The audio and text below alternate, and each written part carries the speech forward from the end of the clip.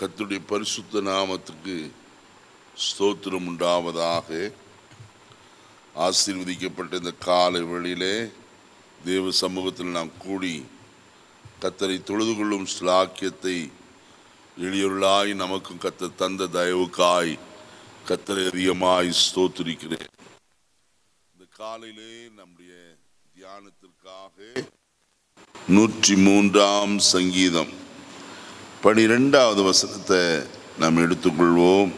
மேற்குக்கும் கிழக்குக்கும் எவ்வளவு தூரமோ அவ்வளவு தூரமாய் அவர் நம்முடைய பாவங்களை நம்மை விட்டு விலக்கினார்.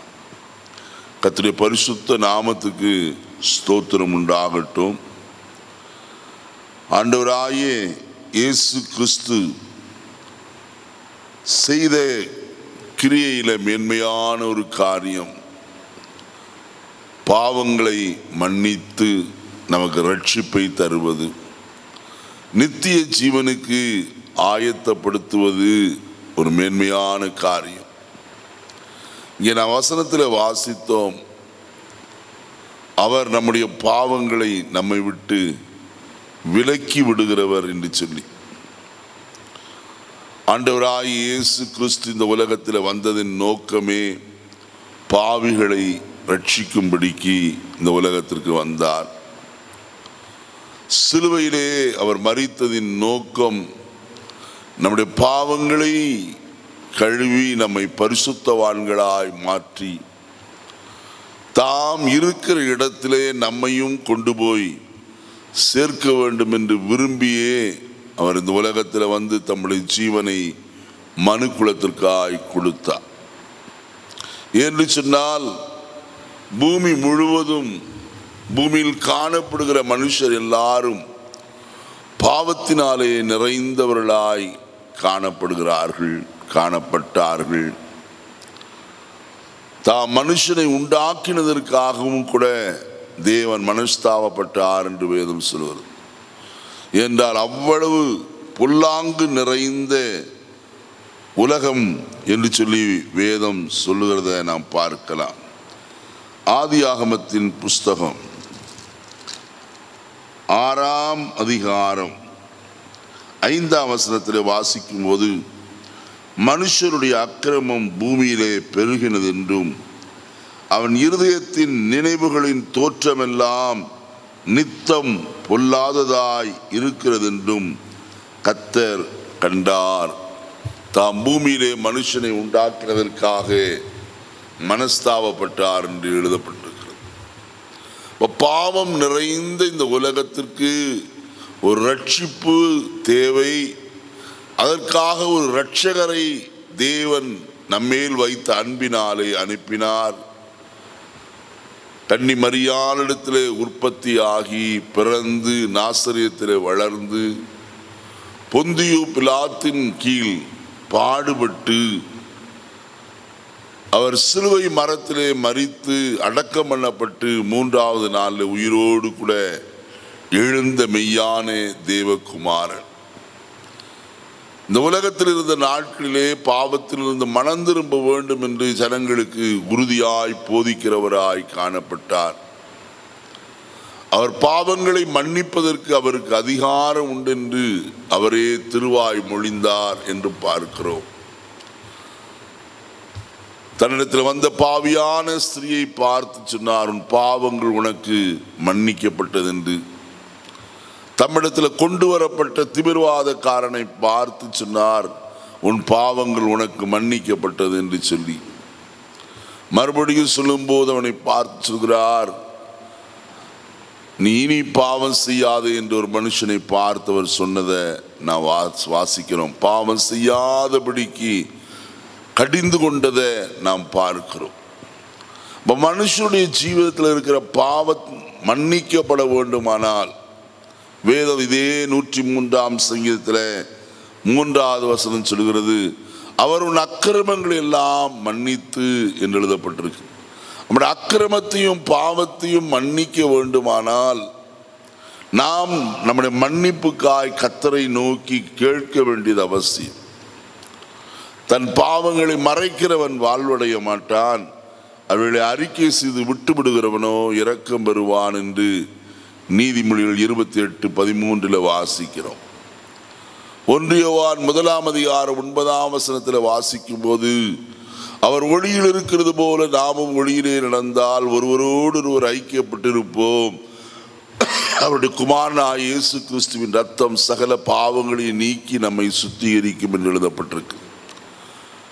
நம்முடைய பாவங்களை நாம் அறிக்கையிட்டால் எல்லா பாவத்தையும் நமக்கு மன்னித்து எல்லா அநியாயத்தையும் நீக்கி நம்மை சுத்திகரிப்பதற்கு அவர் உண்மையும் நீதியும் உள்ளவருமாயிருக்கிறார். பாவியான மனுஷன் தன் பாவத்திற்காக மனஸ்தாபப்பட்டு வருந்தி அவரிடத்தில் தன் பாவங்கள் எல்லாம் அறிக்கை செய்வானால் அவர் பாவங்களை மன்னிக்கிறவர். மன்னித்த பிறகு நம்முடைய பாவம் எங்கே என்று சொன்னால், அதைத்தான் இந்த காலை வேளையிலே நம்முடைய தியானத்திற்காக அந்த வசனத்தை எடுத்திருக்கிறோம். மேற்குக்கும் கிழக்குக்கும் எவ்வளவு தூரமோ அவ்வளவு தூரமாய் அவர் நம்முடைய பாவங்களை நம்மை விட்டு என்ன செய்திருக்கிறார்? விலக்கி இருக்கிறார். எத்தனை 1000 மைல்களோ தெரியவில்லை, கிழக்குக்கும் மேற்குக்கும் அவ்வளவு தூரமாய் நம்முடைய பாவம் எல்லாம் என்ன செய்யப்பட்டிருக்கிறது? தூரமாய் விலக்கி போடப்பட்டிருக்கிறது என்று சொன்னால் எவ்வளவு பெரிய ஆச்சரியம். இன்னைக்கு மனுஷன் தன் ஜீவிதத்தில் இருக்கிற காரியத்தை எடுத்து காண்பித்தால், முன்னே வைத்தால் அதை எப்போதும் பார்ப்பான். ஆனால் நாம் பார்க்கக்கூடாதபடிக்கு, அதை இனி ஒருவனும் காணக்கூடாதபடிக்கு நம்முடைய பாவத்தை நம்மை விட்டு விலக்கி விட்டார் என்றால் அவர் நம்மில் எவ்வளவு கரிசனை உள்ளவராக இருக்கிறார் என்று நாம் அறிந்து கொள்ள வேண்டும். வசனத்தில் இங்கே சொல்லப்பட்டிருக்கிற வார்த்தை மீகா தீர்க்கதரிசன புஸ்தகம் 7ஆம் அதிகாரம் 19 நான் வாசிக்கும் போது அங்கே தீர்க்கதரிசி இவ்விதமாய் சொல்கிறார். 7:19 தமது சுதந்திரத்தில் மீதியானவருடைய அக்கிரமத்தை பொறுத்து மீறுதலை மன்னிக்கிற தேவரீருக்கு ஒப்பான தேவன் யார்? அவர் கிருபை செய்ய விரும்புகிறபடியால் அவர் என்னென்றைக்கும் கோபம் ஐயார். அவர் திரும்ப நம்மேல் இறங்குவார். நம்முடைய அக்கிரமங்களை அடக்கி நம்முடைய பாவங்களை எல்லாம் சமுத்திரத்தின் ஆழங்களில் போட்டு விடுவார் என்று எழுதப்பட்டிருக்கு. மேற்குக்கும் கிழக்குக்கும் எவ்வளவு தூரமோ அவ்வளவு தூரமாய் விலக்கி விடுகிறது மட்டுமல்ல, சமுத்திரத்தின் ஆழத்திலேயும் போட்டு விடுகிறார் என்று எழுதப்பட்டிருக்கு. சமுத்திர ஆழம் எவ்வளவு தூரம்? அது கொஞ்சம் நஞ்சமல்ல, 1000 அடிகள் ஆழத்தில் காணப்படுகிறது. அவ்வளவு ஆழத்திலே நம்முடைய பாவங்களை நம்மை விட்டு தூக்கி எறிந்து விடுகிறார். இனி அது மேலே வருவது இல்லை.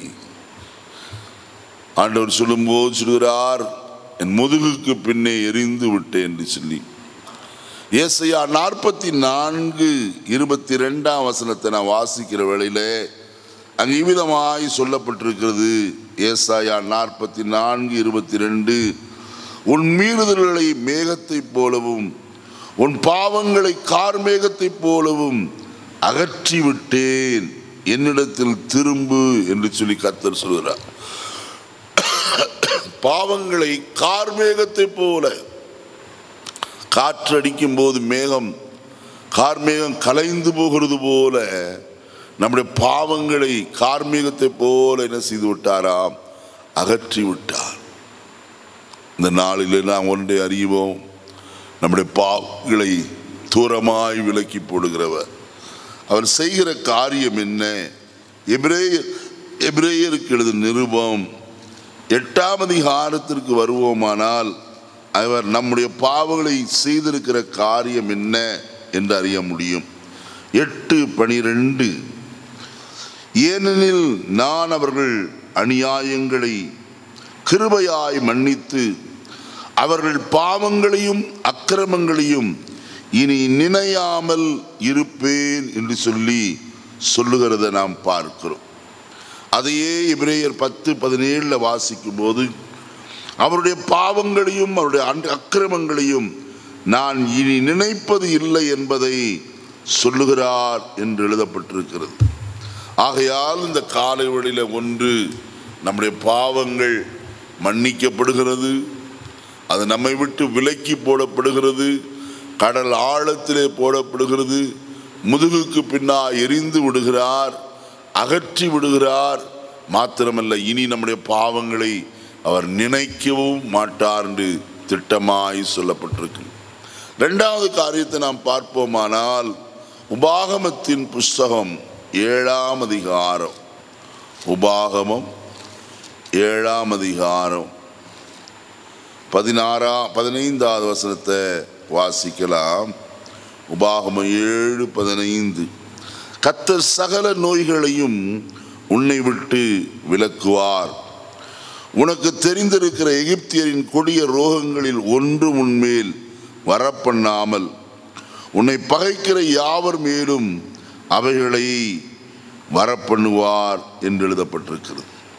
கர்த்தர் எல்லா பாவங்களையும் நம்மை விட்டு நீக்கிவிட்டார், அகற்றி விட்டார், விலக்கி விட்டார். ஆனால் இங்கே சொல்லப்பட்டிருக்கிறது, அவர் நம்முடைய நோய்களை நம்மை விட்டு விலக்குவார் என்று. சங்கீதம் 103:3வது வசனத்தில் நான் வாசிப்போமானால், அவர் உன் அக்கிரமங்களை எல்லாம் மன்னித்து உன் நோய்களை எல்லாம் அவர் என்ன செய்கிறவர்? குணமாக்குகிறவர் என்று எழுதப்பட்டிருக்கு. நோய்களையும் அவர் நம்மை விட்டு விலக்கி விடுகிறவர். எப்போது? உன் தேவனாய கர்த்தருடைய சத்தத்தை நீ கவனமாய் கேட்டு அவைகளின்படி நீ செய்யும் போது கர்த்தர் சகல நோய்களையும் உன்னை விட்டு விலக்குவார். நான் வசனத்தில் வாசிப்போமானால், யாத்ராகமத்தின் புஸ்தகம் 15ஆம் அதிகாரம் 26வது வசனத்தை நாம் எடுத்துக்கொள்வோம். யாத்ராகமம் 15:26. நீ உன் தேவனாகிய கர்த்தரின் சத்தத்தை கவனமாய் கேட்டு அவர் பார்வைக்கு செம்மையானவைகளை செய்து அவர் கட்டளைகளுக்கு செவி கொடுத்து அவருடைய நியமங்கள் யாவையும் கை கொண்டால் நான் எகிப்தியருக்கு வரப்பண்ணின வியாதிகளில் ஒன்றையும் உனக்கு வரப்பண்ணேன். நானே உன் பரிகாரியாகிய கர்த்தர். பாவத்தை மட்டுமல்ல, நோய்களையும் நம்மை விட்டு நீக்கி விடுகிறவர், விலக்கி விடுகிறவர். அப்படியானால் வசனத்தில் எழுதப்பட்டிருக்க எந்த நோயை விளக்குவார்? வசனம் தெளிவாய் சொல்லப்பட்டிருக்கிறது. உபாகமம் 7:15 கர்த்தர் சகல நோய்களையும் உன்னை விட்டு விலக்குவார். ஆல் டிசீசஸ் என்று எழுதப்பட்டிருக்கு. எல்லா நோய்களையும், சகல நோய்களையும். ஆக எதற்கு, எப்படி? அதற்காகத்தான் சிலுவையில் அவர் மரிக்கிறவராய் காணப்பட்டார். ஏசாயா தீர்க்கதரிசியின் புஸ்தகம் 53ஆம் அதிகாரத்தில் நான் வாசிக்கிற வேளையிலே வசனம் தெளிவாய் சொல்லப்பட்டிருக்கிறத நாம் பார்க்க முடியும். ஏசாயா 53ஆம் அதிகாரம் வசனம் விதமாய் சொல்கிறது, நம்முடைய மீறுதல் நிமித்தம் அவர் காயப்பட்டு நம்முடைய அக்கிரமங்களின் நிமித்தம் அவர் நொறுக்கப்பட்டார். நமக்கு சமாதானத்தை உண்டு பண்ணும் ஆக்கினை அவர் மேல் வந்தது, அவருடைய தழும்புகளால் குணமாகிறோம் என்று எழுதப்பட்டிருக்கிறது. அவர் தழும்புகளால் நாம் குணமாக்கப்படுகிறோம்.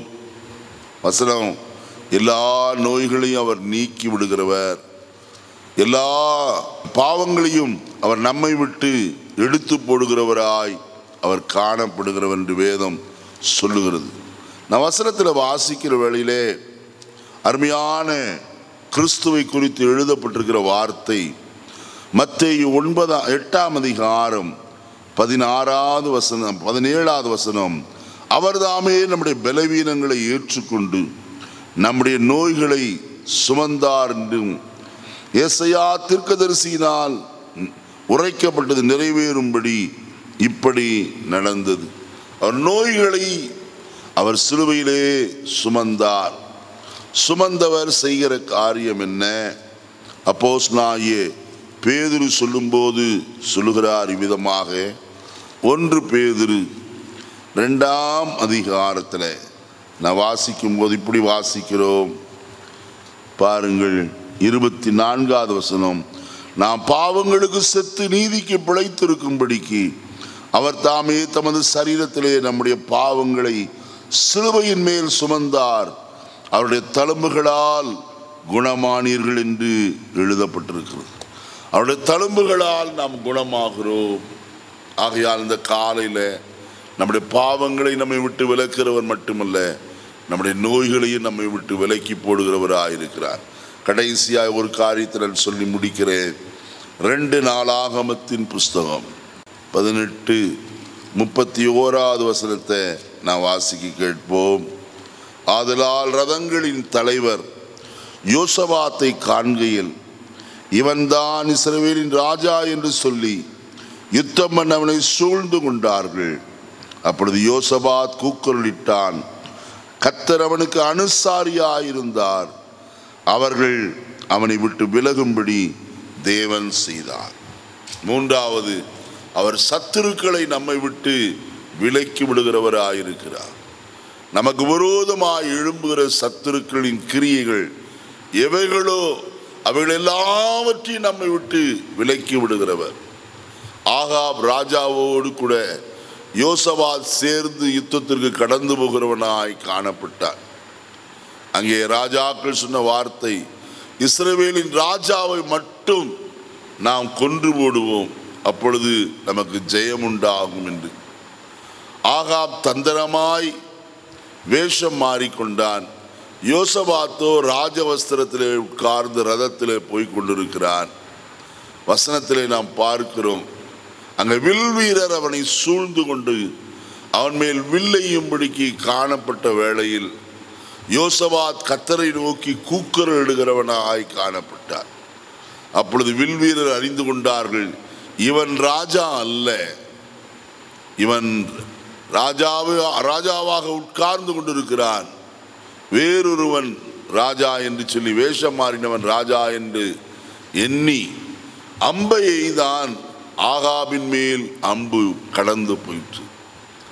ஆனால் கூக்குரலிட்ட யோசபாத்தோ வசனத்தில் வாசிக்கிறோம், அவன் கர்த்தரை நோக்கி முறையிட்டபடியினாலே கர்த்தர் அவனுக்கு அனுசாரியாயிருந்து அவன் சத்துருக்கள் அவனை விட்டு விலகும்படி தேவன் செய்கிறவராய் காணப்பட்டார்.